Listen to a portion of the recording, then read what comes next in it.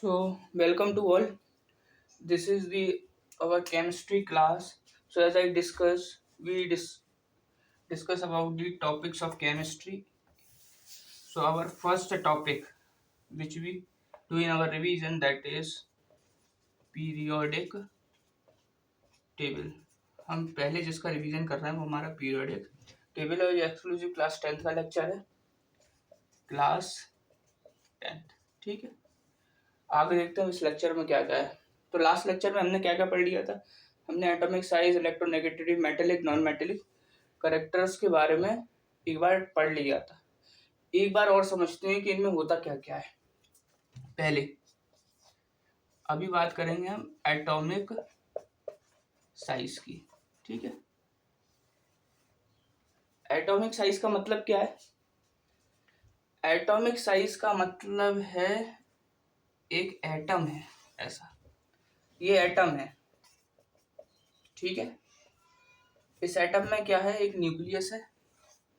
Nucleus में क्या होता है, हमारा न्यूट्रॉन और प्रोटॉन है, यहाँ पे इलेक्ट्रॉन सराउंड रहते हैं। ठीक है, अब एटॉमिक साइज को दूसरा नाम भी देते हैं, उसको हम बोलते हैं एटॉमिक रेडियस।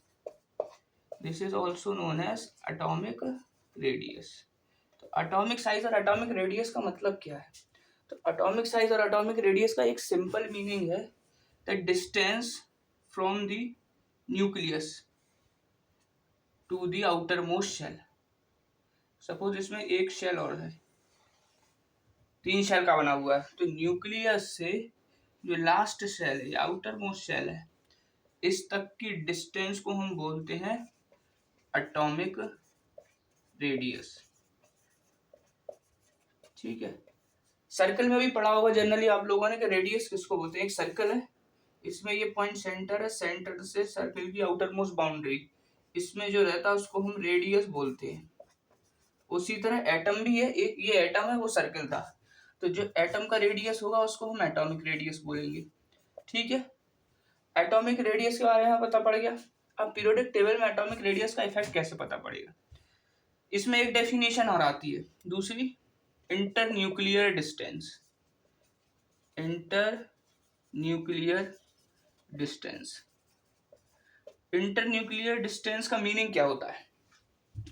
तो यहाँ पे इंटर न्यूक्लियर डिस्टेंस एक ही चीज बताती है हमको। सपोज दो एटम है, एक एटम ए है, दूसरा एटम हमारा बी है। ठीक, इसका भी एक न्यूक्लियस है, इसका भी एक न्यूक्लियस है, ये न्यूक्लियस N1 है और न्यूक्लियस N2 है।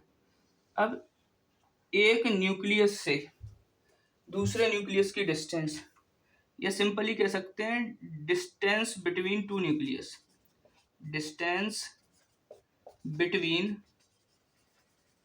To nucleus, distance between two nucleus, दो न्यूक्लियस के बीच की डिस्टेंस को हम बोलते हैं inter nuclear distance. Inter nuclear distance, I think इतना समझ में आ गया। अच्छा, अब इसको मेजर किस में करते हैं? रेडियस, हमारा जो atomic radius, atomic size measure होता है वो होता है एंगस्ट्रॉम में, एंगस्ट्रॉम, और दूसरा होता है पिकोमीटर में। ठीक है, आई होप आप दोनों को, आप सबको ये जानकारी होगी कि एंगस्ट्रॉम और पिकोमीटर कैसे चेंज होता है।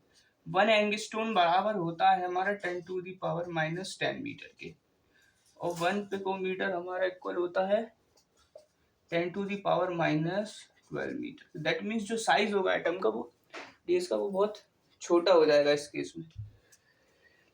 ये तो थी एटॉमिक साइज के बारे में पूरी इंफॉर्मेशन। आई होप पूरा एटॉमिक साइज कवर कर लिया हुआ है यहाँ पे हमने।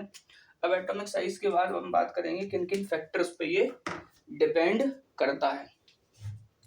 तो इसके फैक्टर्स देखो,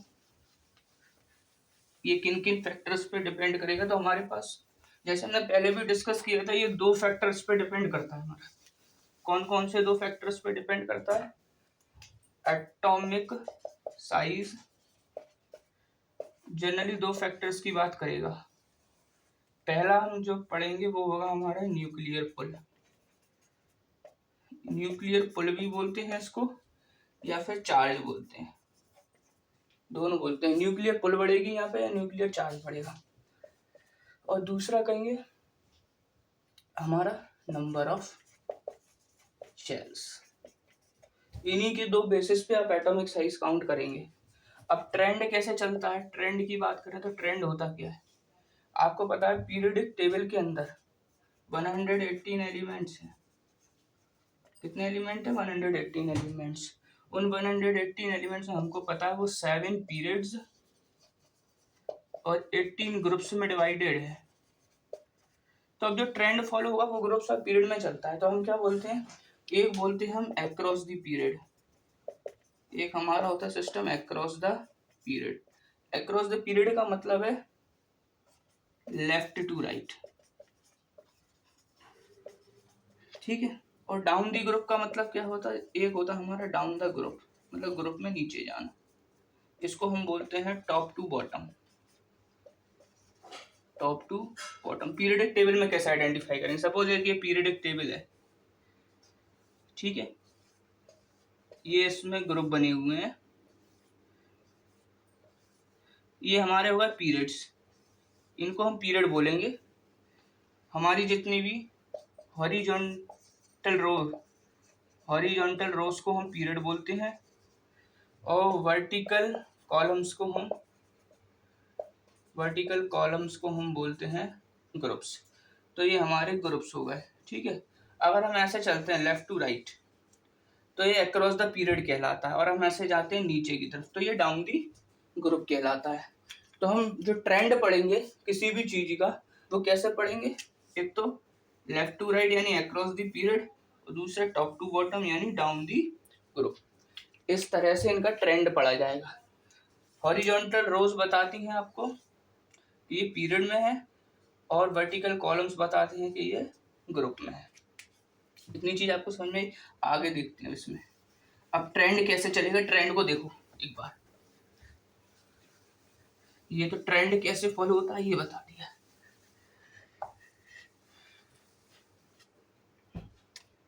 देखो नंबर ऑफ शेल्स की बात करी थी, तो नंबर ऑफ शेल्स का मतलब क्या है, शेल्स का मतलब होता है कि शेल्स बढ़ते हैं, इलेक्ट्रॉनिक कॉन्फ़िगरेशन पढ़ोगा। एटम होता है, एटम में न्यूक्लियस होता है, न्यूक्लियस के बाद एक पहला सेल, दूसरा और ये तीसरा। तो ये जो आउट ऑर्बिट्स होती हैं इनको हम शेल्स भी बोलते हैं। इनके नाम है, जो सबसे पहली शेल होती है न्यूक्लियस के बाद उसको के शेल बोलते हैं, न्यूक्लियस के बाद की दूसरी शेल को एल शेल बोलते हैं, तीसरी शेल को हम एम शेल बोलते हैं। इसी तरह ये K L M N so on shell करके हैं, ठीक है। अब इसमें एक दूसरी चीज और आती है एकोमोडेशन की बात, वो शायद अभी हमारा पार्ट नहीं है, उसको हम बाद में डिस्कस करेंगे। अभी यहाँ पे देखते हैं शेल्स की बात हो रही, तो ऐसे शेल्स होते हैं। अब क्या होगा, यदि एक शेल होगा तो इसको एक मतलब कम ऐसे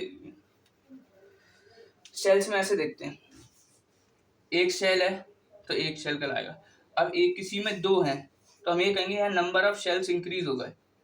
किसी में यदि दो शेल है तो हम यहाँ पे क्या कहेंगे, नंबर ऑफ शेल्स बढ़ गए। इसी तरह हमने सपोज एक में देखा न्यूक्लियस है, ये 2 है, ये 3 है और ये 4 है, तो इस केस में हमको क्या दिखाई देगा, यहाँ पे जो नंबर ऑफ शेल्स हैं वो बढ़ते जा रहे हैं। इसमें एक था, इसमें 2 थे और इसमें 3 आ गए।